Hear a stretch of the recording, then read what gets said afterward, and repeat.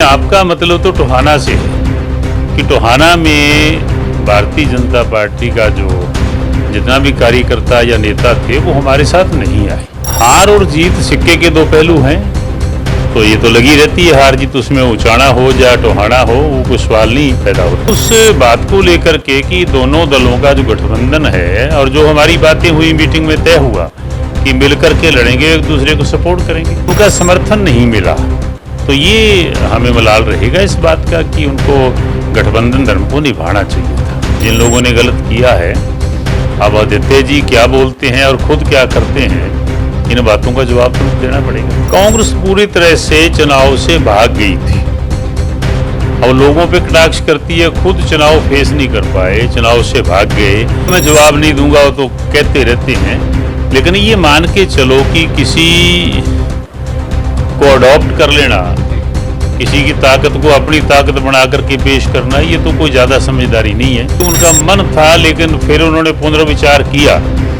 और हमें आग्रह किया कि मिलकर के चलें, और ये कहा भी भाजपा के शीर्ष नेतृत्व ने।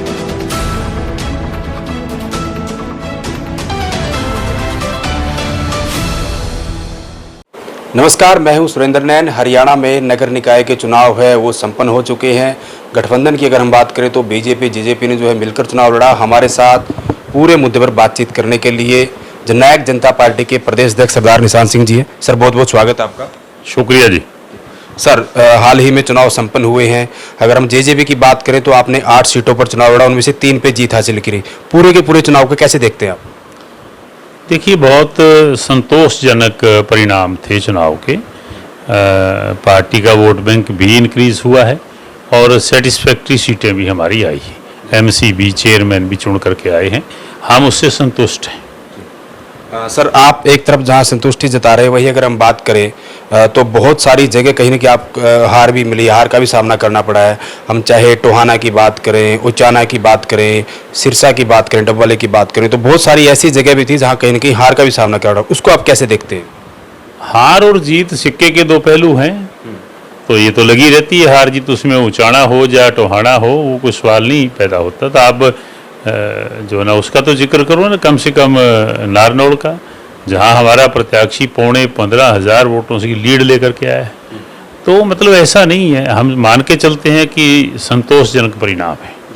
सर, मेरा सवाल करने का ये मकसद था, मैंने टोहाना, उचाना और डबवाली का नाम इसलिए लिया क्योंकि जो मैं आपसे जानना चाह रहा हूँ, क्योंकि आप पूरी की पूरी पार्टी को, हम जब बीजेपी की बात करें तो बीजेपी के साथ जो एक समन्वय मीटिंग होती है, तो आप मुख्य रूप से जेजेपी तरफ से रहते हैं। तो जब आप में निर्धारित हुआ था, पहले तो हालांकि बीजेपी ने बोल दिया था कि अलग अलग चुनाव लड़ेंगे, लेकिन बाद में ये तय हुआ कि एक साथ चुनाव लड़ेंगे। तो ये भी उसमें तय हुआ होगा कि जहाँ जहाँ आपके विधायक है वहाँ आपका कैंडिडेट उतारा जाएगा, इस तरह की बातें हुई होगी। लेकिन कुछ चीज़ें आपने भी बयान दिया कि बीजेपी के जो नेता थे वहाँ आपको जो मदद मिलनी चाहिए थी वो मदद नहीं मिली और इस वजह से कहीं ना कहीं हार वहाँ मिली। अगर वो मदद मिल जाती तो शायद वहाँ भी जीत मिलती, मेरा ये मतलब था। नहीं, आपका मतलब तो टोहाना से है कि टोहाना में भारतीय जनता पार्टी का जो जितना भी कार्यकर्ता या नेता थे वो हमारे साथ नहीं आए, तो उन्होंने एक अलग से इंडिपेंडेंट किसी व्यक्ति को सपोर्ट किया है। तो कमजोरी तो आती है, गठबंधन जब आमने सामने हो जाए, इकट्ठा मिलके नहीं चलेगा तो फिर वहाँ तो दिक्कत आएगी। ऐसा कुछ टोहाना में हुआ है। आपने टोहाना में वहाँ ये ऑन रिकॉर्ड बात बोली थी, और जब पूर्व प्रदेश अध्यक्ष टोहाना के पूर्व विधायक की बात करें सुभाष बराला की, जब उनसे भी मीडिया वाले बातचीत करने गए तो उन्होंने बोला कि अभी मैं इस पर कुछ नहीं बोलूँगा, अभी चुनाव चल रहा, बाद में बोलूँगा। तो बाद में भी आपकी बातचीत हुई होगी, और जब आप उनसे समर्थन मांगने गए थे, आपने खुद ये बयान दिया, तो तब आपकी क्या कुछ बातचीत हुई थी? नहीं, मैं तो उस बात को लेकर के कि दोनों दलों का जो गठबंधन है और जो हमारी बातें हुई मीटिंग में तय हुआ कि मिलकर के लड़ेंगे, एक दूसरे को सपोर्ट करेंगे, तो मेरा एक दायित्व था, फर्ज था कि कैंडिडेट हमारे पक्ष का था तो मैं उनके पास जाऊं। मेरे बहुत अच्छे संबंध भी उनसे हैं, उनके घर जाके उनसे बातचीत करके आया, समर्थन मांग के आया। जो मेरा फर्ज था उससे बढ़ करके मैंने किया, लेकिन उनका समर्थन नहीं मिला, तो ये हमें मलाल रहेगा इस बात का कि उनको गठबंधन धर्म को निभाना चाहिए था। सर, गठबंधन धर्म को निभाना चाहिए था। जहां जेजेपी की बात आती है तो जेजेपी की तरफ से कहा जाता है कि हम भी गठबंधन धर्म निभा रहे हैं। बीजेपी की बात आती है तो वो भी कह रहे हैं, लेकिन फिर भी इस तरह के मामले आते हैं। आपको सिर्फ मलाल ही रहेगा या फिर इन पे आगे बातचीत भी होगी? नहीं, बातचीत होगी। जब भी इन मुद्दों को लेकर के बैठेंगे तो हम चर्चा करेंगे इन बातों के ऊपर कि उसकी पुनरावृत्ति ना हो। और मैं टोहाना की बजाय बात को अगर आगे बढ़ाऊं, फतेहाबाद की बात करें, वहाँ भी जो फतेहाबाद से विधायक है जोड़ाराम, उनकी तरफ से बयान दिया गया कि कांग्रेस और जेजेपी तो हमारे खिलाफ थी लेकिन फिर भी हमारा कैंडिडेट जीत के आया। वहीं हम शाहबाद की बात करें, शाहबाद का वीडियो आपने भी देखा होगा, जो आपके विधायक है रामकरण काड़ा, वो कहीं ना कहीं अपने उम्मीदवार के लिए वो कर रहे थे। और वहीं अगर पूर्व मंत्री कृष्ण बेदी की बात करें, वहाँ का हम देखा जाए, वहीं डबवाले की बात करें, जो जिलाध्यक्ष हैं आदित्य देवीलाल, उन्होंने तो बहुत मुखर होकर बोला है, वो भी सारी चीज़ें आपके पास आई होगी। उन्होंने कहा कि जेजेपी के नेता मुझे जिलाध्यक्ष मानने को तैयार नहीं है, गठबंधन में हमारी सरकार है, मेरी बातों को तवज्जो नहीं दे रहे। देखिए, ऐसी जो बातें आई हैं, जो कमियां रही हैं, उनको लेकर के बजाय ऐसे प्लेटफॉर्म पे, उसकी बजाय दोनों दलों की जब मीटिंग होगी उसमें ये बात रखेंगे और इसकी जवाबदेही भी दोनों दलों की तरफ से होगी। जिन लोगों ने गलत किया है, अब आदित्य जी क्या बोलते हैं और खुद क्या करते हैं, इन बातों का जवाब तो उनको देना पड़ेगा ना। जी बिल्कुल, क्योंकि आदित्य जी ने इस तरह के बयान भी दिए हैं कि डबवाली की जनता ने जो 3% से लेके 8% का कमीशन लेते हैं और कहीं ना कहीं बहुत सारा पैसा बांटा है, भ्रष्टाचार करते, उनके खिलाफ जो है वो वोट डाले। देखिए, ऐसे पद पे, डिस्ट्रिक्ट प्रेसिडेंट के पद पे रह करके अगर कोई व्यक्ति इतनी नरगल बात करता है तो मैं समझता हूँ उस पद के काबिल नहीं माना जा सकता। वहीं अगर शाहबाद का मैंने जिक्र किया कि शाहबाद में पूरा का पूरा वाकया सबके सामने था, वो तो अच्छी बात ये रही कि वहाँ पे लड़ाई की नौबत नहीं आई। अदरवाइज दोनों पार्टियों के जो है कहीं ना कहीं समर्थक वहाँ काउंटिंग सेंटर के बाहर थे, वोटिंग के सारी की सारी चीज़ें थी। तो क्या गठबंधन में इस तरह की चीज़ें होनी चाहिए? देखिए, शाहबाद रामकरण काड़ा जी वहाँ से विधायक हैं और बहुत ही कूल स्वभाव के व्यक्ति हैं, बड़ी पेशेंस उन्होंने रखी है और कहीं ना कहीं वहाँ बेदी साहब की तरफ से कुछ दिक्कतें आई, परिणाम भी शायद सुखद उनके लिए नहीं रहे कि उनका बेटा एमसी के चुनाव को कंटेस्ट कर रहा था, वो लूज कर गया। तो मेरे ख्याल नहीं ऐसा होना चाहिए, नहीं उनको करना चाहिए।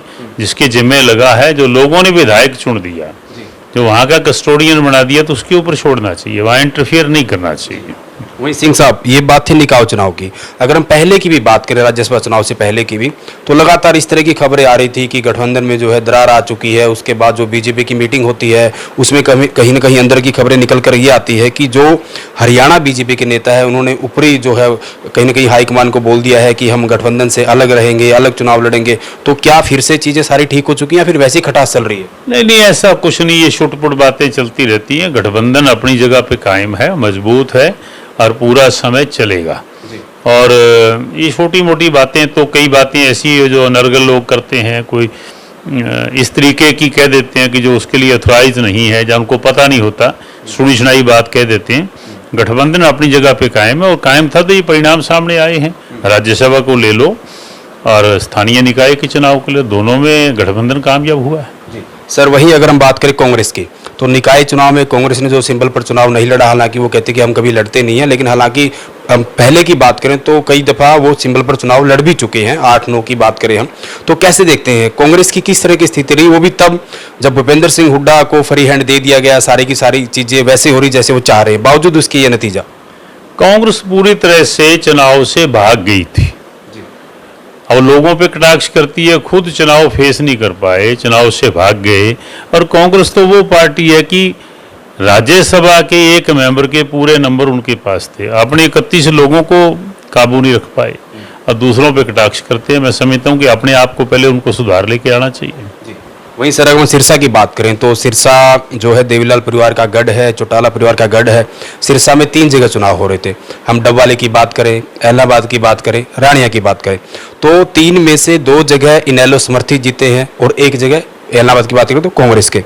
तो वहीं अभय सिंह चौटाला की बात करें तो उन्होंने लगातार ही आपके बयान जो है आरोप प्रत्यारोप चलते रहते हैं, उन्होंने बयान दिया कि जो लोग ये कहते थे एक थी इनेलो, उनके ऊपर ये करारा जवाब है, और जो अपने आप को बड़ा चौधरी कहते थे उनको कहीं ना कहीं ये जवाब है। उनकी बातों का मैं जवाब नहीं दूंगा, वो तो कहते रहते हैं, लेकिन ये मान के चलो कि किसी को अडॉप्ट कर लेना, किसी की ताकत को अपनी ताकत बना करके पेश करना, ये तो कोई ज़्यादा समझदारी नहीं है।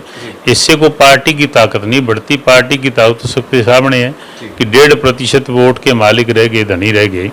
तो ऐसी बातें मेरे ख्याल किसी जिम्मेवार नेता को नहीं करनी चाहिए। वहीं सिंह साहब, अगर हम फाइनली अग्निपथ योजना की बात करें तो केंद्र सरकार अग्निपथ योजना लेकर आई है, 4 साल के लिए उसमें भर्ती की जाएगी।